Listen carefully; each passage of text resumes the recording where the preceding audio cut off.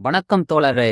நான் உங்கள் வெங்கடாச்சலம். 2020ஆம் ஆண்டு ஜூன் மாதம் ஒட்டுமொத்த இந்திய தேசத்தையும் உலுக்கிய ஒரு துயரச் சம்பவம் தமிழ்நாட்டில் நடந்தேறியது. அந்த துயரச் சம்பவம் என்ன, அது கடந்து வந்த பாதை என்ன என்பது குறித்து தான் இன்றைய காணொளியில நம்ம பார்க்க போறோம்.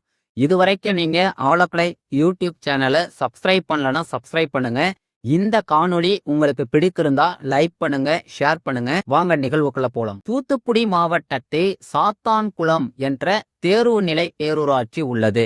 இந்த சாத்தான்குளம் முன்பு மரிக்கொழுந்த நல்லூர் என்று அழைக்கப்பட்டது. இந்த மரிக்கொழுந்த நல்லூரை ஆட்சி செய்தவர் யார் அப்படின்னா சாத்தான் சம்புவரையர் என்ற ஜமீன்தாரர் இத ஆட்சி செய்து வந்தார். அவருடைய காலகட்டத்துல அங்கு மிகப்பெரிய தண்ணீர் பஞ்சம் ஏற்பட்டது. அந்த மரிக்கொழுந்த நல்லூரை சுற்றிலும் அவர் என்ன செய்யறார் அப்படின்னா தன்னுடைய சகோதர சகோதரிகளின் பெயர்ல குளங்களை வெட்டுறாரு.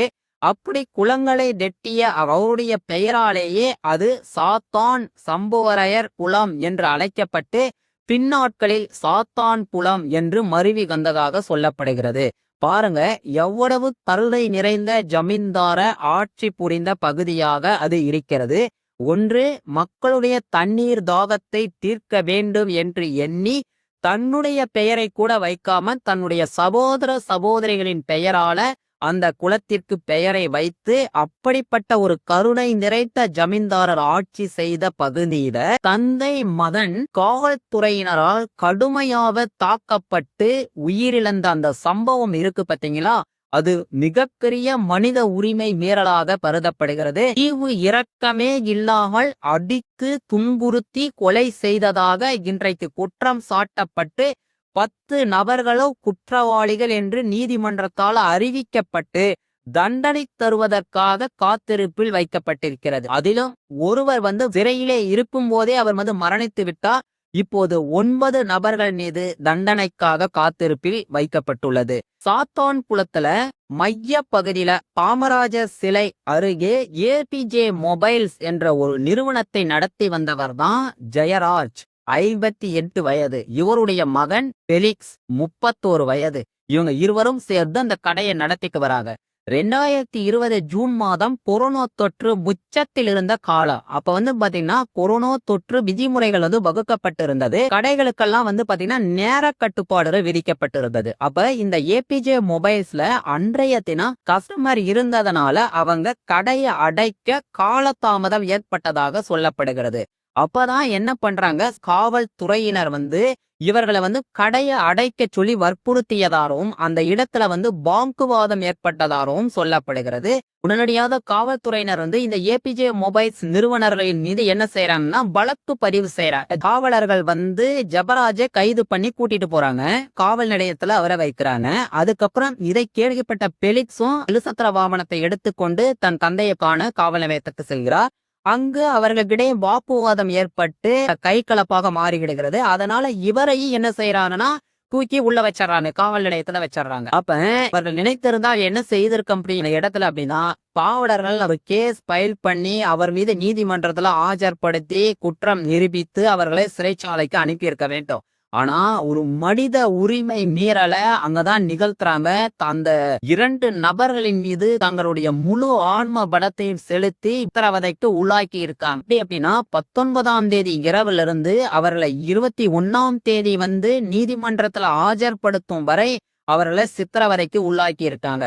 இதெல்லாம் மருத்துவ பரிசோதனை அறிக்கையில வெட்ட வெளிச்சமா தெரிஞ்சிருக்கு. கணத்துல என்ன பண்ணிருக்காங்க அப்படின்னா 19ஆம் தேதி நைட்டு 20ஆம் தேதி முழுவதும் அவர்களை நீதிமன்ற காவலுக்கே கொண்டு போகல. ஜெயராஜ் வயதானவர் கூட என்று பார்க்காமல் அவர் மீது கொடூர தாக்குதலை அரங்கேற்றி இருக்காங்க. அதே போல பெலிக்ஸ் மீதும் கடுமையான தாக்குதலை நிகழ்த்தி இருக்காங்க. ஒட்டுமொத்த காவலர்களும் சேர்ந்து இந்த தாக்குதல்ல ஈடுபட்டிருக்காங்க.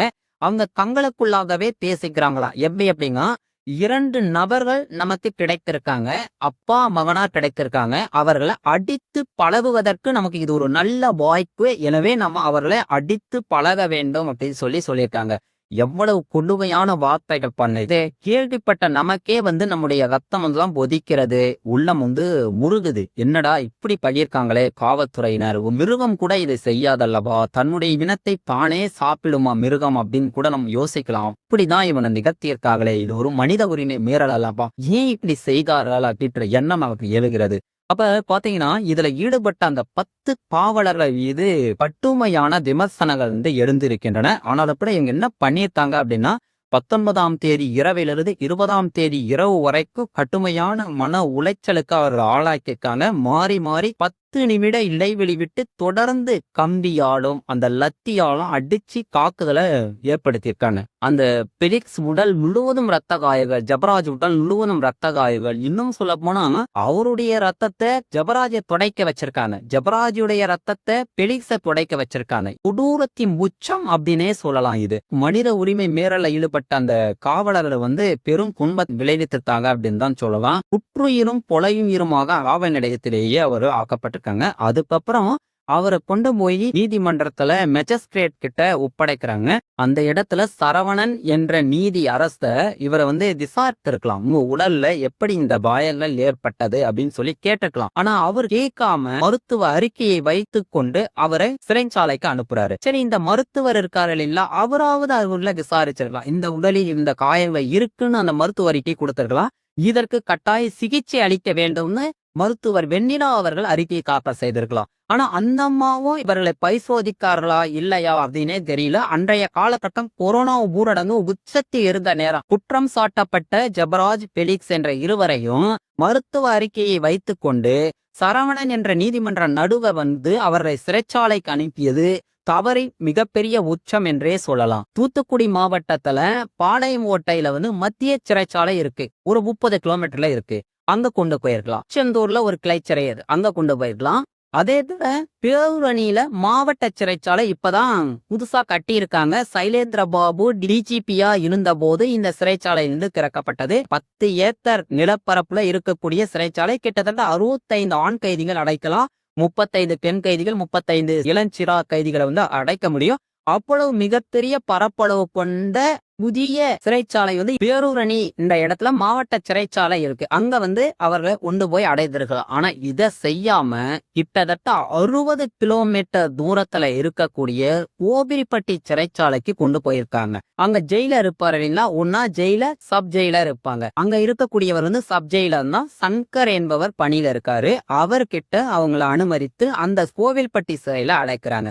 சரி, அங்க அந்த ஜெயிலர் என்ன செஞ்சிருக்கணும் சப் ஜெயிலர் அப்படின்னு பாத்தீங்கன்னா, அவராவது அவர்களுடைய ஆடைகளை கலட்டும் போது இந்த உடலில் எப்படி இந்த காயங்கள் ஏற்பட்டதுன்னு விசாரிச்சிருக்கணும். அப்ப அவரும் அதை செய்யல. மருத்துவமனைக்கு அனுப்புவதற்கு பதிலாக சிறைக்குள்ள கொண்டு போறாங்க. பாருங்கன்னு, மருத்துவத்துறையில இருக்கக்கூடிய மருத்துவர் வெண்ணிலா நினைத்திருந்தா அவர்களுக்கு உரிய சிகிச்சை அளித்து அந்த 2 உயிர்களை காப்பாற்றி இருக்க முடியும். மெஜிஸ்ட்ரேட் சரவணன் நினைத்திருந்தால் அவர்களை மருத்துவமனைக்கு உடனடியாக அனுப்பி அவர்களுக்கு பரிசோதனை செய்து உரிய மருத்துவம் சிகிச்சை கிடைக்க பெற்றிருந்தால் அந்த 2 உயிர்களை காப்பாற்ற இருக்க முடியும். கோவில்பட்டி சிறையோட துணை வார்டன் சங்கர் நினைத்திருந்தா அவரை சிறைக்குள் அனுப்புவதற்கு பதிலாக மருத்துவமனைக்கு அனுப்பி உரிய சிகிச்சை மேற்கொண்டிருந்தால் அந்த 2 உயிர்களை காப்பாற்றி இருக்க முடியும். எவ்வளவுதான் மனித உரிமை மீறலில் அந்த காவலர்கள் ஈடுபட்டிருந்தாலும் கூட அந்த 2 உயிர்களை காத்திருக்கக்கூடிய பொறுப்பு இந்த அலுவலர்களுக்கும் இருக்கிறது அல்லவா? அப்ப இவர்கள் அனைவருமே தங்கள் கடமையிலிருந்து தவறியதா இந்த 2 உயிர்கள் பலியான சம்பவம் ஒட்டுமொத்த இந்திய தேசத்தையும் உலுக்கி இருக்கிறது என்றால் அது மிகையல்ல. ஒட்டுமொத்த அதிகார வர்க்கத்தின் கூட்டு சரியால ஒரு எளிய குடும்பம் எவ்வாறு சின்னாபின்னமாக்கப்பட்டது, சிதைக்கப்பட்டது என்பதை குறித்து தான் இந்த காணொளியில நம்ம பார்த்தோம்.